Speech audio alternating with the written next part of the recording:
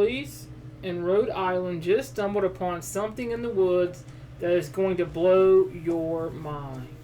It was the body of a young woman, but the way they found her was like a final message. And it told them this was one of the most insane deaths they've ever seen. Get this. She was 5'9", but weighed less than 85 pounds. Her body was completely broken. They found out her name was Erica Bader, and the biggest mystery wasn't just who did this to her, it was how no one noticed what was happening.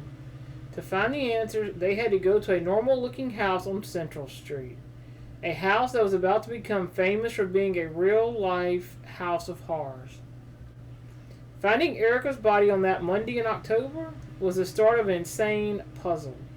It was obvious to the police she didn't die in the woods.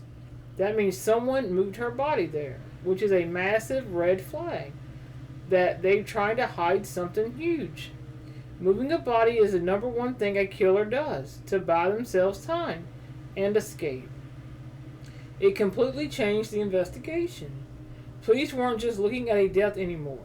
They were hunting for a crime scene, a place where Erica spent her last days, surrounded by people who watched her die and then that chose to dump her body instead of calling for help. That hunt led them to the next town over in one single house on Central Street. Before this nightmare, Erica Bader was a daughter and a friend. People who knew her said she was a super sweet, lovable, and full of energy. Her family says she loved simple things, like going to the beach and hanging out with her friends. She was just a kind, trusting person who had her whole life ahead of her. Some of her friends think that her trusting personality is what got her in this insane situation. Months before she died, her friends were freaking out. One of them saw Erica in April, and her face was bruised. She called the police, but it was just one of many calls that friends said they made, warning that something terrible was happening. They said the abuse was extreme, and that the police weren't taking it seriously.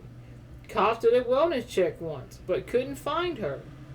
For her friends, it was like they were screaming that there was a fire, and the authorities just turned off the alarm.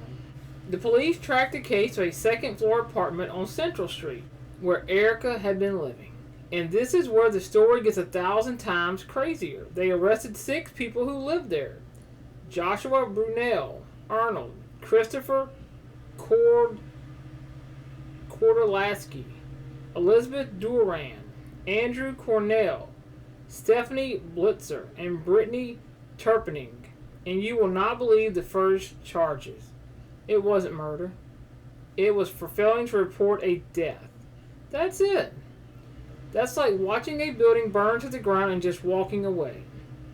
One of the 6, Erica's roommate Brittany Turpning, got hit with another charge: domestic felony assault.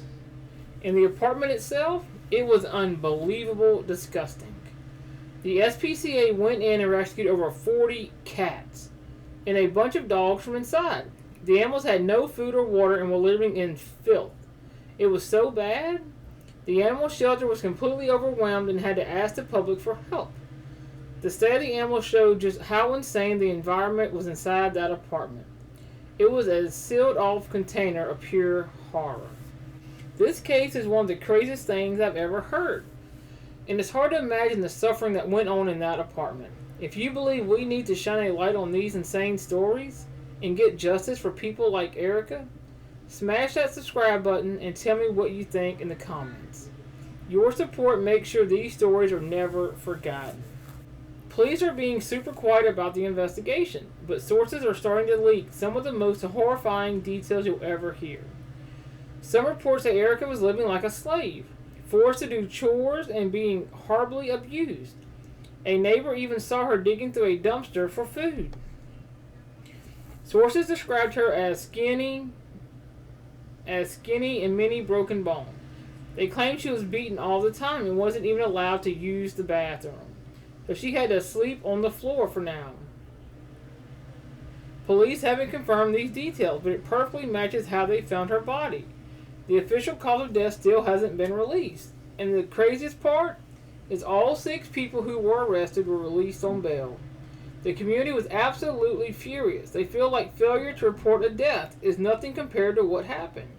To them, this wasn't just neglect, it was monstrous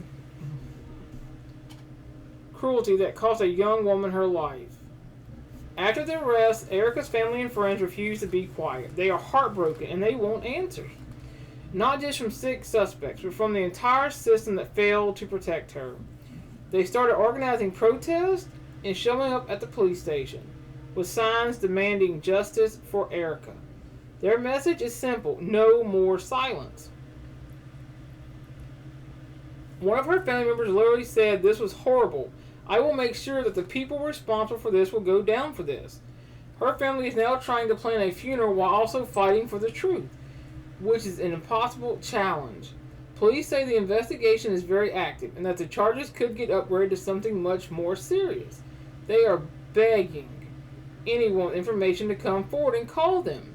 For now, everyone's just waiting, hoping the next charges will actually match the insane amount of suffering that Erica went through. Erica Batter's death is a story that shows a hidden world of cruelty right under our noses.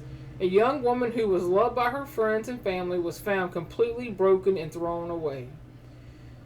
She spent her last months in a house of horrors, surrounded by people who at best watched it happen and then tried to cover it all up. 6 people have been charged, but we still don't know the full truth of what happened in that apartment. It leaves us with some terrifying questions. How many times could she have been saved? And how did this level of evil exist right next door, completely hidden from everyone until it's too late? For her family, this battle is just beginning. They remember her for the amazing person she was, not for how she died.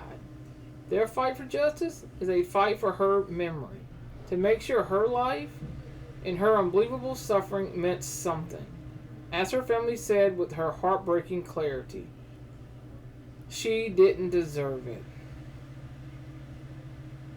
Let's hope and pray for her family that they get justice for Erica's death. And those people responsible will go to prison.